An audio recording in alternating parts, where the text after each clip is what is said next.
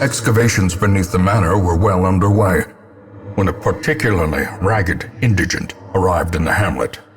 This filthy, toothless miscreant boasted an uncanny knowledge of my ambitions and prognosticated publicly that, left unchecked, I would soon unleash doom upon the world. This raving creature had to be silenced, but doing so proved maddeningly impossible. How had he survived the stockades, the icy waters, and the knives I delivered so enthusiastically into his back? How had he returned time and time again to rouse the townfolk with his wild speculations and prophecies? Finally, resigned to his uncommon corporeal resilience, I lured him to the dig. There, I showed him the thing and detailed the full extent of my plans. Triumphantly, I watched as he tore his eyes from their sockets and ran shrieking into the shadows, wailing maniacally that the end was upon us all. Mastery over life and death was chief among my early pursuits. I began in humility, but my ambition was limitless. Who could have divined the prophetic import of something as unremarkable as a twitch in the leg of a dead rat? I entertained a delegation of experts from overseas, eager to plumb the depths of their knowledge and share with them certain techniques and alchemical processes I had found to yield wondrous and terrifying results. Having learned all I could from my visiting guests, I murdered them as they slept. I brought my colleagues back with much of their intellect intact, a remarkable triumph for even the most experienced necromancer. Freed from the trappings of their humanity, they plied their terrible trade anew, the dead reviving the dead, on and on down the years. Forever. I had collected many rare and elusive volumes on ancient herbal properties, and was set to enjoy several weeks immersed in comfortable study. My work was interrupted, however, by a singularly striking young woman who insisted on repeated calls to the house. Her knowledge of horticulturalism and its role in various arcane practices impressed me greatly. My licentious impulse gave way to a genuine professional respect, and together we began to plant, harvest, and brew. As time wore on, her wild policy of self-experimentation grew intolerable. She quaffed all manner of strange fungi, herbs, and concoctions, intent on gaining some insight into the horror we both knew to be growing beneath us. The change in her was appalling, and no longer able to stomach it, I sent her to live in the Weald, where her wildness would be welcomed. Simple folk are by their nature loquacious, and the denizens of the hamlet were no exception. It was not long before rumors of my morbid genius and secretive excavations began to fuel local legend. In the face of my increasingly egregious flaunting of public taboos, awe turned to ire, and demonstrations were held in the town square. The wild whispers of heresy roused the rabble to violent action. Such was the general air of rebellion that even my generous offer of gold to the local constabulary was rebuffed.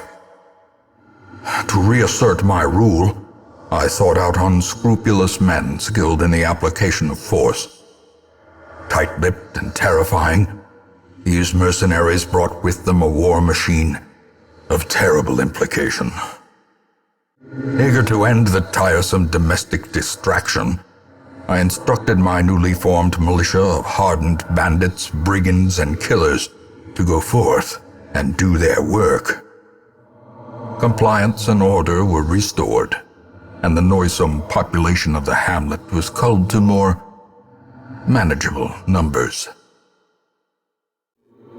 The ways and rituals of blood sacrifice are difficult to master. Those from beyond require a physical vessel if they are to make the crossing into our reality. The timing of the chants is imperative. Without the proper utterances at precise intervals, the process can fail spectacularly. My first attempts at summoning were crude, and the results disappointing. I soon found, however, that the type and condition of the host's meat was a critical factor. The best results came from pigs, whose flesh is most like that of man. The great thing I had managed to bring through was brutish and stupid. Moreover, it required prodigious amounts of meat to sustain itself. But this was only a trifling concern. After all, I had a village full of it. My zeal for blood rituals and summoning rites had begun to ebb, as each attempt invariably brought only failure and disappointment. Progress was halting, and the rapidly accumulating surplus of wasted flesh had become burdensome. I could not store such a prodigious amount of offal, nor could I rid myself of it easily, possessed as it was by unnameable things from outer spheres. When excavations beneath the manor broke through into an ancient network of aqueducts and tunnels, I knew I had found a solution to the problem of disposal.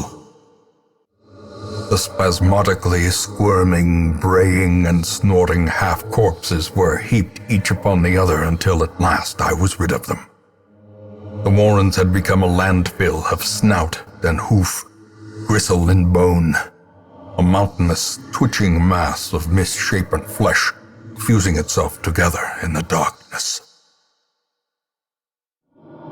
My lofty position wasn't always accompanied by the fear of office, and there was a time when I could walk the streets or raise a glass in the tavern without concern for molestation. Faithful as the tide, one precocious village waif made it her hobby to shadow my every errand. It was charming then, troublesome later. In financial desperation, I struck a bargain with the ancient things that surfaced in search of sacrifice when the moon was right. Their price was the delivery of an obscure idol, and one other item of more troubling portent. The pact struck. My newfound accomplices slipped silently beneath the brackish water. A fearful stirring at the edge of the torchlight betrayed a familiar witness, and gifted me with malign inspiration. Under the blood moon, I lured my wide-eyed prey to the pier's edge. Before she could properly appreciate her position, I clamped on a manacle, chaining her to the leering idol. A small push was sufficient to send both into the icy waters, and when at length the tide receded, jewels of the most magnificent grandeur lay scattered upon the shore. Prying eyes had become a nuisance along the old road, and so I undertook to receive my most curious deliveries by way of marine shipments. A sheltered jetty was accessible by a narrow stone stair off the back of the manor, and a discreet system of pulleys could hoist even the heaviest prizes up the rock face from a securely tied dinghy below. I employed a crew of particularly unsavory mariners, who for a time sailed the four corners at my behest, retrieving many valuable artifacts, relics, and rare texts. Predictably, they increased their tariffs to counter my intense stipulations of secrecy. Such resources had long been exhausted, of course, and so I prepared an alternative payment. While the greedy dogs slept off their revelry, I hexed their anchor with every twisted incantation I could muster, imbuing it with the weight of my ambition and my contempt for their crude extortion. At the witching hour, the anchor pulled with preternatural force, dragging craft and crew down into the depths. They must have cried out, but no sound escaped the swirling black waters.